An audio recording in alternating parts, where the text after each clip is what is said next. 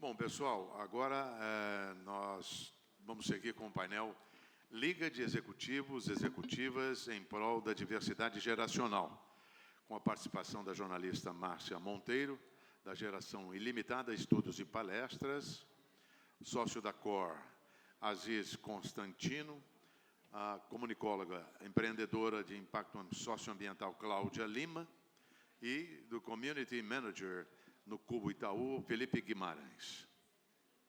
Por favor.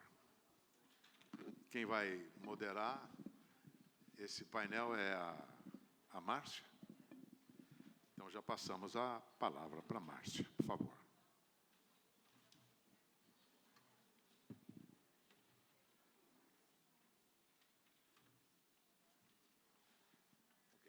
Pode? Claro. É um prazer estar aqui, gente. Boa tarde a todos.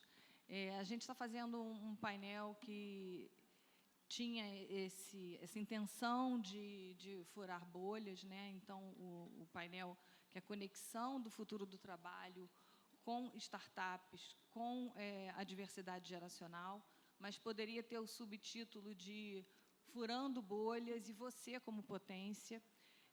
A gente quer mostrar essa conexão. Esse é um painel aqui que está intergeracional. Quando a gente fala de encontro de gerações, a gente não está falando só das pontas, a gente está falando de camadas, né, de décadas que nos unem e nos separam, né? Nós temos muito mais em comum do que as diferenças. E a gente, para falar da gente como potência, vocês, cada um aí como potência, a gente vai começar falando um pouquinho da gente, né? Então, quem sou eu?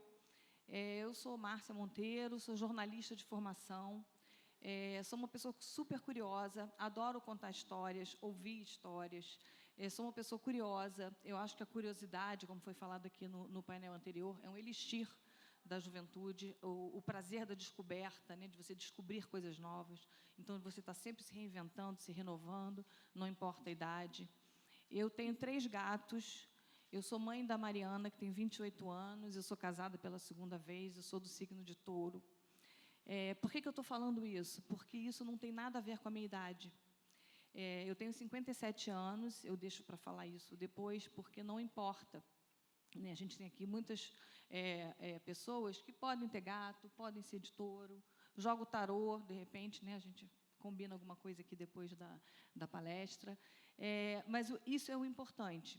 E eu, nessa curiosidade toda, eu fui me especializando com esse interesse no futuro do trabalho e a longevidade como tendência, macro tendência que vai mudar a nossa... Já está mudando, né, o nosso ciclo de vida. Aquele ciclo de estudar, trabalhar e se aposentar, ele não existe mais. A gente hoje estuda, volta a estudar, trabalha, se aposenta de uma carreira, começa outra, estuda novamente, e a gente está aqui para isso. Esse é um grande evento de tendências, de provocações, e é isso que a gente está fazendo aqui hoje. Eu começo pela Cláudia. Eu queria que, Cláudia, você se apresentasse. A Cláudia é uma metamorfose ambulante. Eu queria que você se apresentasse como pessoa física. Depois a gente vai para a pessoa jurídica aqui de cada um. Boa tarde. Bom, eu sou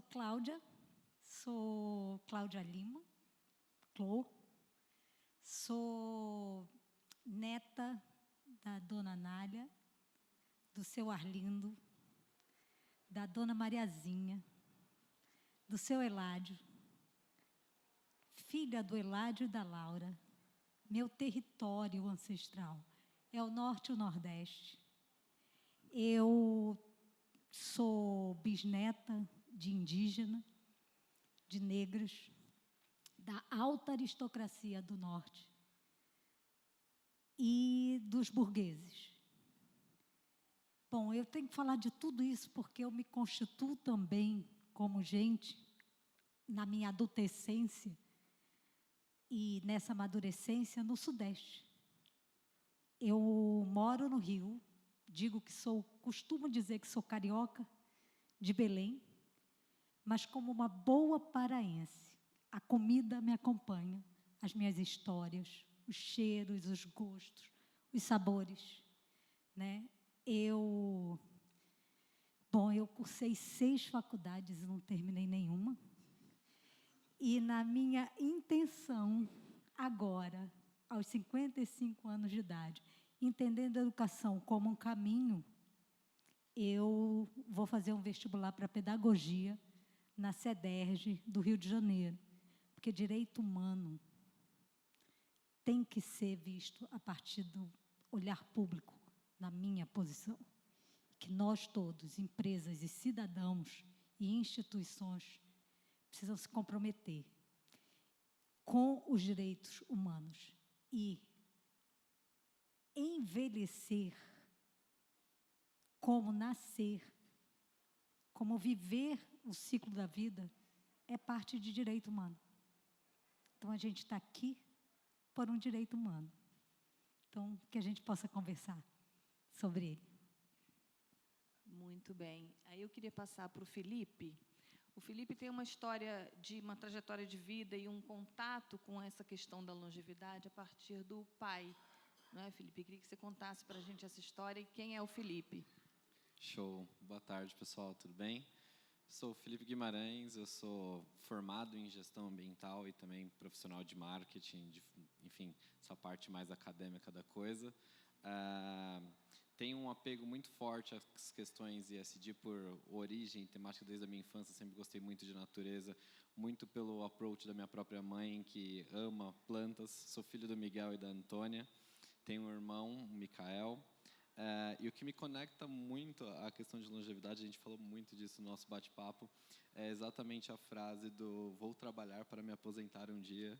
E foi o caminho que meu pai sempre me ensinou. Você vai trabalhar, depois você vai se aposentar e você curte a vida, depois que se aposentar. E aí chegou o tal dia que o senhor Miguel iria se aposentar.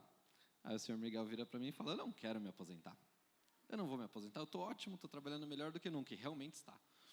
E aí eu viro, pai, mas e aquela história de se aposentar e só curtir a vida? Ele falou assim, não, eu estou ótimo, estou curtindo a vida aqui e assim por diante. E eu me aproximo dessa temática. Eu trabalho agora há 8 anos, mais ou menos, com a temática de negócios de impacto, negócios sociais, atrelados ao impacto nas pessoas, literalmente. E aí eu comecei a entender, inclusive fiquei super feliz com o convite aqui, o convite do Sérgio, de fazer parte do ecossistema, porque eu acho que eu tenho um olhar, que aí depois eu comento um pouquinho mais da onde eu estou trabalhando atualmente, que tem um olhar de startup, uma coisa mais de inovação e que tem ali uma mistura importante em relação à longevidade quando a gente pensa em quem organiza aquelas empresas, tá? Aí a gente fala um pouquinho melhor, mas eu sou, como eu brinquei, o nome de mercado, aquela coisa de startup é o early adopter, mas o adotante iniciante, eu sou um entusiasta do tema de longevidade, digamos assim, muito puxado por essa conversa com o seu Miguel dentro de casa, tá bom? Muito bom, muito bom, muito bom.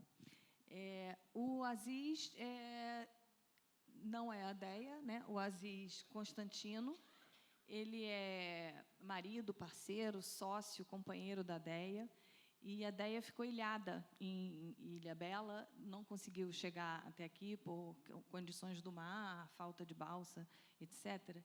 Mas aí, quando o Aziz, né, se juntou aqui a gente, eu fui dar uma pesquisada no Instagram dele e achei uma frase muito legal, Aziz, que você dizia assim, a minha vida não é uma linha reta, é uma dança. Então, eu queria que você explicasse isso, quem é o Aziz e por que é uma dança. Muito bom. Não caí de paraquedas, escolhi que está aqui hoje. Antes de voltar para a minha ilha, achei que ia viver numa ilha só na minha aposentadoria, mas a aposentadoria é um termo para quem segue carreira, e carreira é uma coisa, o significado de carreira é estreito. Definitivamente a minha vida não é assim. Sou um grande amigo do Sérgio, valorizo muito o ecossistema da Labora, então é um privilégio a vida ter conduzido o mar, o oceano, ter me colocado aqui. Eu sou terceira geração de uma família árabe empreendedora e tudo indica que o Aziz mais velho tinha que ser o sucessor. Só que talvez a negação desse lugar me dê um lugar de construir minha própria história. Então hoje eu tenho várias coisas muito legais. Eu tenho uma causa especial de combate à fome, que é uma das coisas mais lindas do Brasil. Eu me conecto muito em empreender negócios de impacto, então olhar que negócios são parte da gente, né? A gente está no centro da nossa carreira e não o corporativo vai dizer aonde a gente tem que seguir. É um desafio constante, né? Eu sou pai também do Bernardo, de 6 anos, então da mesma forma adorei o começo, Cláudia, de honrar. Eu valorizo muito de onde as coisas vêm. Acho que a gente se perde muito no mundo do cubo, na palavra inovação. Eu não gosto de inovação, eu gosto de originalidade. Originalidade vem de buscar a origem das coisas. A chance das coisas acontecerem, quando a gente busca de onde elas vêm, a chance delas construírem no médio, longo prazo, a gente se vê parte delas é muito maior.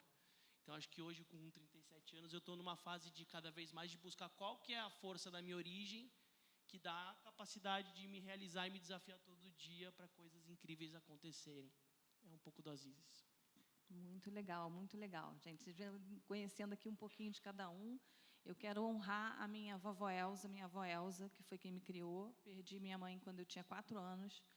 Ela morreu com 25 e eu fui criada pela minha avó. A minha avó tinha 46 anos, para vocês terem ideia, né? Quando a minha mãe morreu com 25. E eu fui criada por ela. Então, assim, já teve ali um pulo de geração. Né? Então, eu honro essa ancestralidade com a minha avó Elza, que era uma pessoa incrível, que valorizava a educação, e foi adotada pelos meus amigos, pelas pessoas, todo mundo queria ter a vovó Elza assim, na vida, porque ela sempre incentivou, ela falou que o conhecimento e o aprendizado era uma coisa que nunca iriam me tirar. Ela falou assim, podem te tirar tudo, né? Assim, né? Mas o conhecimento vai te levar adiante, e isso sempre foi bacana. Mas aí, Felipe, eu caio ali no Felipe, porque eu acho que esse subtítulo, né, que a gente criou aqui, de Furando Bolhas, assim, o que o Cubo, um hub, quer dizer, um agrupamento de startups, está fazendo aqui na Feira de Longevidade Expo Fórum, né? Então, em primeiro lugar, o que é uma startup, rapidamente, e o que é o Cubo, afinal, e assim, enquanto você, pessoa física, né, explica para a gente. Tá bom, vamos lá. A gente brinca geralmente no Cubo, que é como que a gente explica esse negócio todo aí para alguém que nunca ouviu falar sobre um negócio acelerado, escalabilidade de setores, etc. E tinha uma brincadeira que eu fazia em casa, que era explicar para uma criança de 5 anos ali, mais ou menos, uma prima minha, que é exatamente isso. Uma startup nada mais é do que uma empresa menor, certo? Com tecnologia embarcada que permita com que ela escale rápido. O que é isso? Poucas pessoas trabalhando, uma tecnologia robusta que permite que muita gente utilize daquele sistema. Isso olhando no conceito Cubo. Mas a gente tem outros tipos de startup, em outros conceitos, que aí vão além da parte de tecnologia também. Tem serviços e assim por diante. O que é o Cubo, né? A gente está falando Cubo. Cubo Itaú é um ecossistema de fomento ao empreendedorismo tecnológico. Então, eu queria muito fazer essa pergunta hoje aqui. Quem já ouviu falar do Cubo? Bastante gente, tá bom, muito bom.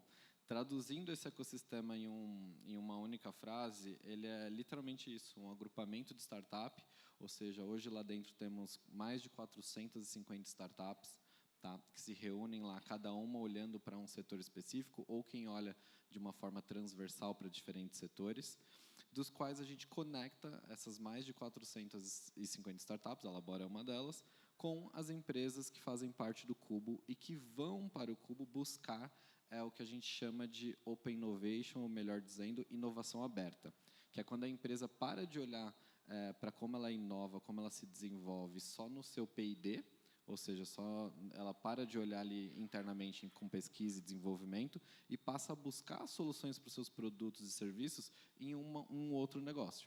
Ou seja, a startup que é pequenininha, a gente faz um comparativo assim, a grande empresa é um transatlântico que está ali navegando, ela tem uma dificuldade para manobrar, só que aí você contrata uma startup que é um jet ski, uma lancha menor, mais rápida e ágil, que pode auxiliar essa empresa no processo de inovar em algum produto ou serviço. E aí, qual que é o papel do Cubo nisso, né? Hoje a gente tem mais de 60 grandes companhias dentro do nosso ecossistema. O Cubo ele nasceu a partir de uma junção do Itaú Unibanco com um fundo de venture capital, mas ele é uma associação sem fins lucrativos, com o principal papel de fomento. A startup está lá dentro, a empresa está lá dentro, temos alguns parceiros e também fundos hoje dentro do ecossistema que se conectam e fazem com que esses negócios aconteçam. E aí, hoje eu sou responsável pelo sucesso dessas grandes companhias dentro do Cubo, e boa parte do meu papel está em conectar essas startups com essas grandes empresas para gerar negócio e acelerar todo o processo de inovação das grandes empresas. Tá? Acho que uma visão geral de Cubo é bem isso. Legal que assim, o Cubo está aqui presente para, né, furar a bolha, Perfeito. abrir, aprender, trocar, que é o objetivo desse grande painel e desse grande evento aqui. E aí, se você permitir um tweet, é exatamente isso. Acho que a gente, o Aziz comentou sobre isso, né? Ficar naquele olhar de inovação, aquela coisa de futuro sem olhar para o agora. E eu acho que é a gente ir além. É sair ali daquele prédio de 3 andares na Faria Lima e olhar para outras oportunidades, outras possibilidades, outros públicos. Então, aqui eu estou quase que, eu falei para vocês na nossa conversa, que é vir para aprender, literalmente. E abrindo as portas do Cubo para essa nova perspectiva. Muito legal. E, Aziz, você como fundador da COR, né, explicar para a gente o que é a COR, porque assim, o nosso painel é isso, né, é essa troca, essa conexão, tanto de carreira, quanto para a pessoa, quanto para quem está aqui, possíveis empreendedores, né, e estão com negócio e querem desenvolver a sua carreira. O que é a COR nesse papel, nesse contexto, né, nesse ecossistema? Para falar de COR, eu vou até fazer um gancho legal. Ontem eu estava na Quebrada, na favela, num lugar que onde tem inovação porreta para conectar com o mundo da tecnologia. São Miguel Paulista, aqui pertinho. Jardim Pantanal, lugar alagado, antes lixão, criminalidade alta. Lá tem uma unidiversidade da Quebrada, 3 hortas comunitárias, 3 espaços de criança. Tem um projeto de empreendedorismo que a gente está envolvido. Tem muita coisa muito legal. Então, acho que o exercício da COR é como buscar a originalidade das coisas. A COR é uma das minhas iniciativas, que a DEC conduz, a gente conduz junto, mas ela não dá para tocar tudo, ela que toca esse processo. Mas a gente criou uma empresa para posicionar pessoas. A gente fica muito preso nos nossos sobrenomes corporativos. Só que a gente é muito mais do que a nossa empresa, seja um empregado ou seja um empreendedor. A COR nasceu para posicionar o que a gente é, olhando principalmente nossa história, os nossos serviços que a gente tem para oferecer para o mundo e as iniciativas que a gente está envolvido, porque a vida não é linear, né? Quando a gente se vê num LinkedIn, a gente só olha para o agora e o que passou fica velho. Muita gente com mais de 60 às vezes usa até fotos antigas, porque o mundo ele é preconceituoso. O primeiro passo para ressignificar o preconceito é se reconhecer como, né? A gente ainda tem os nossos hábitos e padrões de olhar um preconceito. Será que uma fotinho? Ixi, autoestima. Então, a autoestima do processo da COR é como eu posiciono essas pessoas, construindo sua marca, o seu posicionamento, seu site, a sua identidade, para que elas se sintam leves. Porque a base de uma recolocação também é a autoestima. É a coragem de não competir contra uma máquina ou contra um jovem, né? Hoje é um dilema, as pessoas estão competindo por quem tem mais idade, ou quem sabe mais um código, ou quem é mais rápido. E aí, quando a gente relaxa e percebe o que eu tenho para agregar, e não é uma parte, é a minha correlação com a vela, a minha relação com o Bernardo, a minha forma de fazer negócios. Quando eu integro isso, entendo quem é o Aziz e quem é cada um da gente, a gente para pensar, quem sou eu de fato? O que eu quero agora? Não amanhã eu não sei o que vai acontecer. Hoje na minha vida, como eu posiciono? E posicionar não é só o que eu tenho de bom, o que eu faço de melhor. É onde eu sou vulnerável, onde eu não faço a mínima ideia. Porque também é um lugar de ter que responder tudo. O oriental faz isso, né? Quando você pergunta, às vezes ele não responde, porque eu não vou responder o que eu não sei ainda, né? Então tem um exercício da gente conseguir se posicionar como indivíduo, porque empresas nunca vão ser humanizadas. Isso é uma falácia. Empresas são plataformas, são estruturas.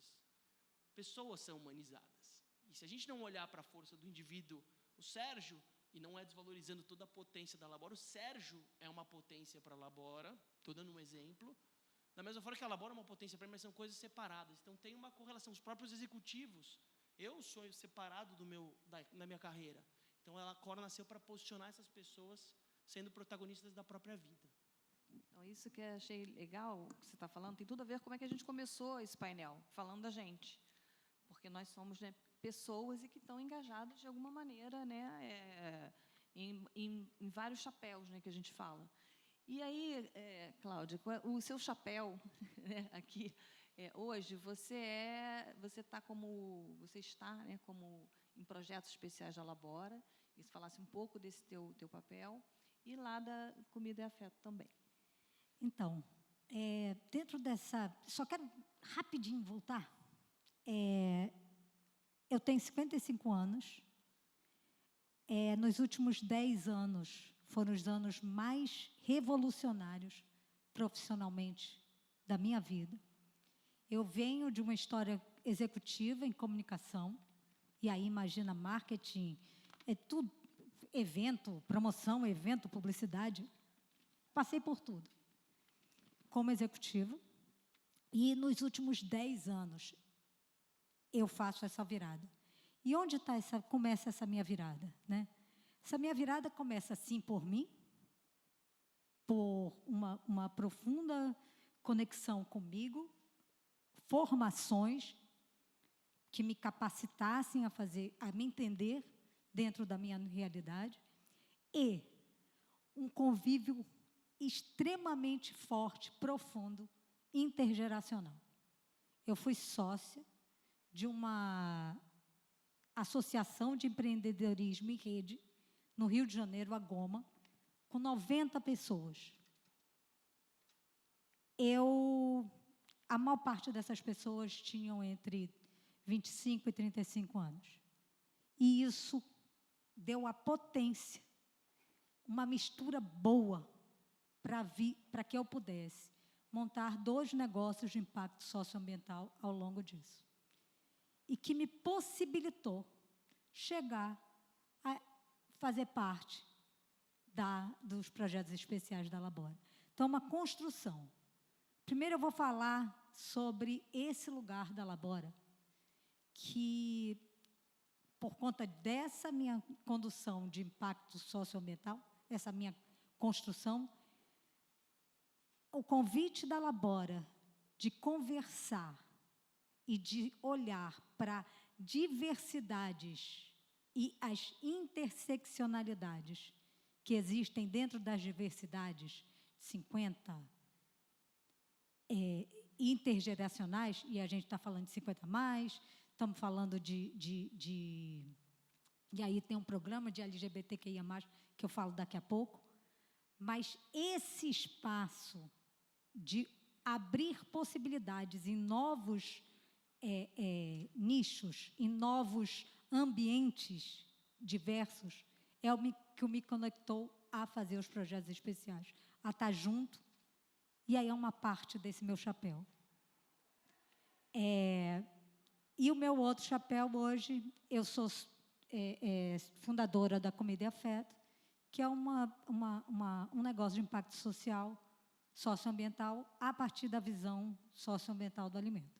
Aí tem educação corporativa, mas não é exatamente o fórum da Comida e Afeto, mas é o fórum do o que essas coisas todas conversam a partir das formações e capacitações que eu tive, né?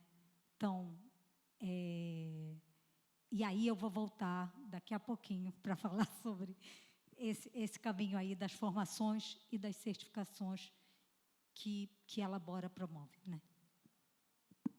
E eu estou aqui como mediadora e com o chapéu da Geração Ilimitada, que eu fundei de 2019 para 2020. Nos meus estudos sobre futuro do trabalho, entrei num curso de estudos de futuro da Casa Firjan, eu sou do Rio de Janeiro. Acho que não precisa dizer que eu sou carioca, né, com esses X todos que eu estou falando aqui. E nesse curso tinha gente de 28 a 65 anos, interessada no futuro. E eu, assim, me identifiquei, dei match com uma jovem de 28 anos, eu tinha 51, para a gente fazer um negócio. Ela falou: Márcia, você tem tanta coisa, tanto conteúdo sobre gerações e tal, se você tomasse um banho digital, você ia ficar super power. Aí eu falei: então me dá o banho digital. Vem me dar o banho digital que eu estou precisando. E a gente trocou, e ela era estrategista de companhias de marketing de grandes empresas. E aí a gente fez uma parceria juntas. Eu abri a Geração Ilimitada, que hoje, assim, meu propósito, leva o pilar etário para os programas de diversidade geracional nas empresas. Falo sobre isso nas empresas. Falo sobre o mercado 50+, né? Eu brinco, né? O que comem, onde vivem, do que se alimentam, onde estão. para ter lugar de fala dentro das empresas que estão pensando serviços. A gente precisa ter o 50+, o 60+, participando do processo produtivo, né, e gerando renda, né, para ele mesmo. E também um recorte feminino, que nós somos muito cortadas pelos ciclos de idade no nosso trabalho, na nossa carreira, enfim. E aí, trazendo o assunto para a intergeracionalidade, Felipe, você, como uma startup, a gente sempre associa uma coisa ligada à juventude, à jovem. Então, qual é a importância da gente quebrar esses estereótipos e de realmente ter os encontros intergeracionais nas startups? Eu acho que a resposta é quase que simples, assim, que não existe negócio promissor sem diversidade. A gente tem analisado muito isso no histórico. Parte da nossa curadoria de startups, a gente olha para quem são os founders dessa startup. E parte desse olhar está atrelado a quantos negócios esses founders, né, ou seja, esses fundadores dessas startups já tiveram. Qual que é a bagagem, qual que é a experiência que tem aqui. Então, aquela história, aquela visão de que uma startup de sucesso é feita dentro de uma universidade por 3, 4 amigos jovens ali com uma faixa etária entre 20 e 30, não é bem a realidade. Hoje, as startups do Cubo ali, seus founders têm em média entre 30 e 40 anos. Mas, mesmo assim, eles sempre buscam experiência em alguém para o seu board que tenha o contato com mais história, mais bagagem, para que essa startup dê certo. Ou seja, tem uma visão ali do além daquela perspectiva que todo mundo acha, daquela história do Vale do Silício, né? A startup na garagem, que cresce, se desenvolve e depois de 2 anos está todo mundo ganhando milhões de dólares por aí. Acho que tem um processo de aprendizado que as startups têm passado muito forte no Brasil, e eu acho que com os últimos anos, dos quais, principalmente nesse ano, que a gente teve um decrescimento muito forte de investimento, que o mercado de venture capital, né, que é o investimento de risco, que é o investimento em startups, caiu bastante, tem essa questão de olhar para quem realmente tem histórico e experiência para fazer aquele negócio dar certo.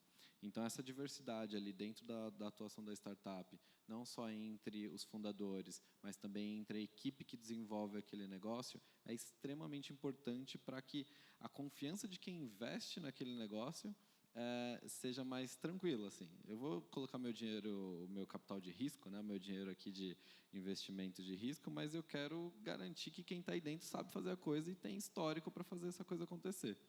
E é muito interessante isso, porque a gente vivenciou isso dentro do time do próprio Cubo. A gente tem um time muito jovem, e agora há uns 6 meses chegou o Sérgio, um profissional longevo, outro Sérgio, não este Sérgio, para trabalhar no nosso time. E mudou totalmente assim, a perspectiva do time, de olhar e como se entende, como faz as coisas acontecerem.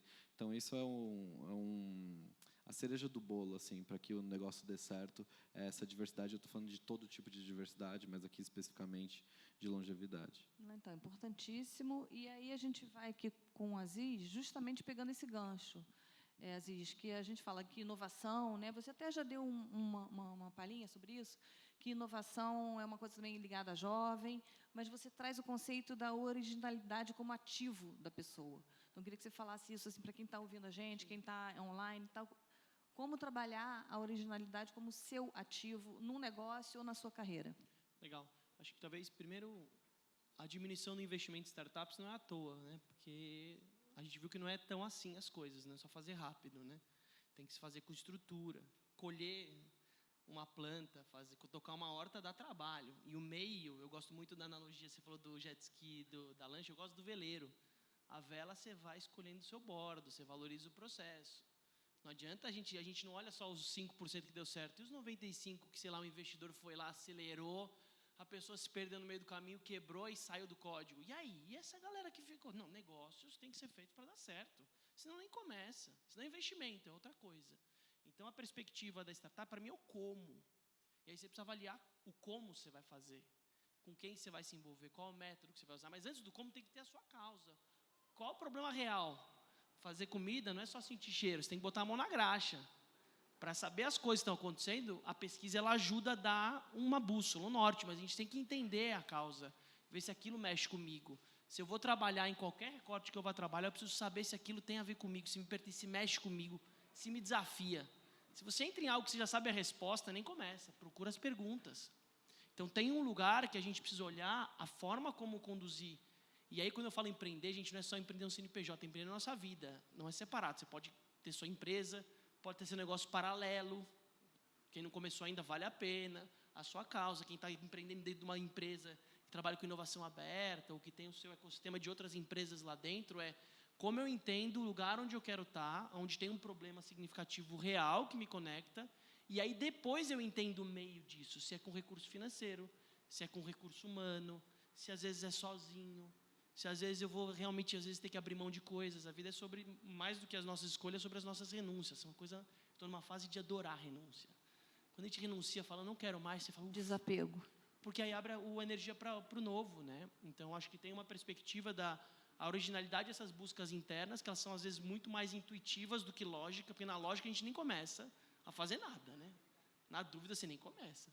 Acho que a lógica da intuição, ela vem de sinapses, que às vezes a gente não sabe de onde elas vieram, mas elas estão lá. Então, acho que tem um lugar da gente confiar muito nas coisas, confiar na gente mesmo, para desenvolver algo que tenha fundamento. E aí, o como não é fundamental. O fundamental é o porquê que eu estou fazendo aquilo. Não, eu acho legal isso que você disse, porque para todo mundo assim que a gente está ouvindo, a originalidade como ativo é o que você tem de diferente. E aí, como você busca isso? Se você vai se aprimorar, se você vai estudar mais, se você vai ouvir, se vai formar uma rede, né? Só vou falar uma coisinha que é legal, que às vezes é isso. Talvez eu sozinha não consiga. Eu sou míope sobre a minha perspectiva. E literalmente eu sou míope, né? Às vezes é mais fácil o outro falar da gente, a gente se escutar. Quando a gente parou para conversar com pessoas à nossa volta, não só as que gostam muito da gente, falar, como você me vê? O que você acha que eu posso melhorar? O que falta para mim? Qual a característica, qual é o sentimento que eu mais transmito para você? Quando a gente parou para se conhecer a partir do outro? E acolher aquilo. Não, mas é que ele está vendo assim, porque... Não, por que ele está... Eu sou o que os outros me veem também. Eu com meu filho sou uma coisa, com minha esposa sou outra. Com as pessoas... Então, acho que tem um exercício dessa autoanálise, às vezes ela precisa ser direcionada por pessoas de fora. A Cora, ela nasceu para exatamente isso. Trazer uma visão de fora de quem você é, para só fortalecer a sua própria fortaleza para a gente ir para esse mundão, entendeu? E aí, Cláudia, a gente entra na interseccionalidade. Essas camadas que se sobrepõem, né, de estereótipos, de preconceitos. A gente aqui está falando no lugar de fala, né, de enquanto mulher, né, pessoa 50 a mais, mas a gente sabe que cada vez mais as camadas, mulheres negras estão ali, né, são camadas e camadas. Como é que isso se intercruza e influência tem na nossa carreira e nos nossos negócios? Então, quando o Sérgio fez uma última falinha aqui, que é assim, quanto mais para as bordas, a gente sai do centro e vai para as bordas, né, mais o bicho pega. Né? E essa é a tal da interseccionalidade. Nós somos aqui duas mulheres, tidas como brancas, dentro da nossa sociedade, vistas como tal. E só no nosso lugar de 50 mais mulher, a gente pode ir para tanta interseccionalidade. E como isso, ao invés de se comunicar, não se comunica. É uma ausência de comunicação com essa diversidade. A pesquisa que acabou de ser lançada aqui mostra isso. O perfil de quem está nesses lugares não é o perfil outro senão de um homem branco. Não é diferente, é só mais difícil, é só mais evidente a questão da interseccionalidade. Mas como nas outras camadas, não olhar para a diversidade e não olhar para a interseccionalidade, primeiro que a gente deixa um monte de gente para trás. Essa é a nossa desumanidade. Segundo, que a gente, ao deixar um monte de gente para trás, a gente perde as possibilidades. E aí eu vou voltar ao que me colocou dentro dos projetos especiais da Labora. É a possibilidade de requalificação, mas eu acho que é muito mais um redirecionamento, uma ressignificação, uma possibilidade de que essa diversidade da diversidade esteja pronta para falar nesse lugar desses seniors digital, né? Desse lugar de que não é só um homem branco que está aí, mas o tanto que todos nós, nas nossas categorias, né, nos nossos chapéus, temos de diversidade. Né?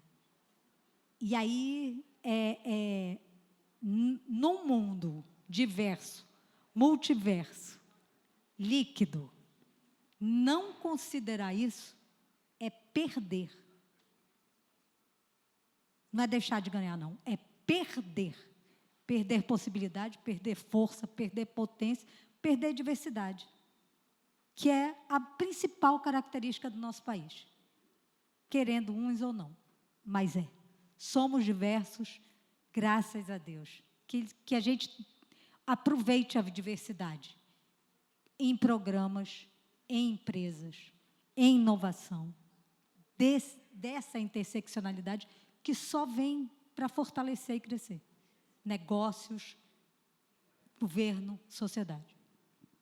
Isso é perfeito. E quando a gente fala de gênero, fala de raça, a gente tem que falar também de local de moradia, né? Você morar na periferia ou morar numa zona sul, tal, traz uma, mesmo sendo branca, 50 a mais, a pessoa que é branca 50 a mais e mora numa periferia, ela tem outra visão de mundo. Então, nada mais rico do que você permitir não derrubar essas barreiras para acesso à carreira, emprego, a processo de seleção, a programas de liderança dentro das empresas, do que você fazer realmente esse caleidoscópio e que represente a sociedade brasileira.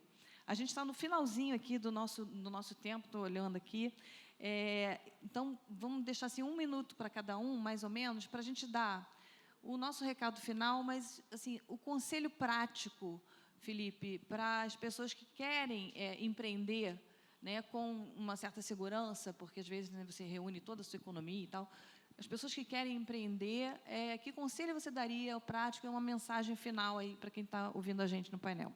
Perfeito. Acho que em um tweet, assim, sendo bem pragmático, acho que é buscar organizações que fazem esse fomento, aceleradoras, programas. Eu falei com um empreendedor há pouco tempo no Nordeste esses dias, que ele falou, cara, ele mora em Calcaia, que é uma cidade próxima a Fortaleza, e não tinha ali um ecossistema de inovação, não tinha um hub específico, nenhuma aceleradora. Mas tinha o Sebrae. O Sebrae está aí por todo o Brasil, fomentando o empreendedorismo de uma maneira em geral, com muito auxílio sobre educação corporativa, sobre como fazer as finanças do seu negócio e assim por diante. Então, eu acho que de bate-pronto de início é buscar informação de onde você encontra ajuda no seu núcleo próximo ali, na sua região, onde você está situado, onde o seu negócio está situado, e daí em diante é trabalhar para fazer aquele negócio crescer, cada vez buscar programas mais evoluídos, e eu vou ficar muito feliz em encontrar startups desse time aqui dentro do Cubo muito em breve. Muito bom. Cláudia, como é que a gente faz em 1 minuto, né, para dar uma dica de potencializar, já que a gente está falando de potência aqui, essa segunda metade da nossa carreira? Então, e aí a Labora, ela tem algumas certificações direcionadas para essa redirecionamento, né? Requalificação. E há 2 painéis atrás foi lançado o maior programa de seniors digital, né? De inclusão digital de seniors. Então, fiquem ligados nos chamados da Labora, se aproximem da comunidade, que aí tem um bom caminho aí para esse novo tempo. E, Aziz, a gente tem aqui um subtítulo imaginário, né? Você como potência, que foi uma frase que a Deia falou na nossa reunião, assim, e aquilo ficou na minha cabeça. Como faz para cada um aqui ser uma potência? Acho que envelhecimento é um estado de espírito, né? E o que eu falo é para a gente se conectar com os nossos medos. Hoje está todo tomando remédio, né? Está todo mundo bebendo bastante, usando droga para fugir dos nossos medos. Mas o medo é a base da coragem. como sociedade, a gente perdeu um pouquinho da coragem porque a gente está evitando ele. Ele é que dá adrenalina para a gente fazer coisas incríveis. Então, acho que a essência da gente buscar a nossa máxima potência é conectar com o nosso medo, com o mais escuro, com o que dá pavor, o que a gente não quer olhar. É ali que está a resposta. É aquilo que vai te dar coragem para sair daquele lugar. Então, acho que como sociedade, não sociedade de sócios, mas sociedade humana, né, como a nossa própria natureza, acho que se conectar com o nosso medo, para mim, é um belo de um passo. Vai com medo mesmo, né? Aquela coisa, né? Tá com medo, mas vai com medo mesmo. Ou às vezes não vai. Relaxa, espera um pouco, né? Que tem esse movimento. Isso, não tem que, né? Não tem que. A própria frase do Betinho, que é maravilhosa, quem tem fome tem pressa, mas... E nesse caso faz todo sentido, mas às vezes quando a pressa atropela e atrapalha, e quando a gente não olha, a gente vai em linha reta, a gente não vê o que está acontecendo no meio do processo, né? Então acho que tem um lugar também de acolher o nosso medo como base da potência. E outro dia eu ouvi uma frase que eu fiquei pensando muito, eu acho bem legal, que é assim, a gente tem que separar o que é urgente do que é importante. A gente está olhando muito para o que é urgente e está esquecendo do que é importante. Eu queria só fechar aqui esse painel falando contra as crenças limitantes. O que é isso? É a gente ter o etarismo dentro da gente. Tá a gente é apontado, quando alguém aponta, quando a gente aponta para o outro, né, que o outro, não, você é velho demais para fazer alguma coisa, você já passou do tempo de aprender. Não. Né, quando a gente não deixar isso internalizar na gente, a gente nunca está velho para alguma coisa, né? Sempre é tempo para ter tempo. Então, vamos nessa, todo mundo, aqui com o compromisso de cada um ser a sua própria potência, buscar a sua originalidade, né? Fazer a sua metamorfose e ser feliz, promovendo, né? Repartindo esse respeito, esse compartilhamento de ânimo e de potência geral. Obrigada, gente.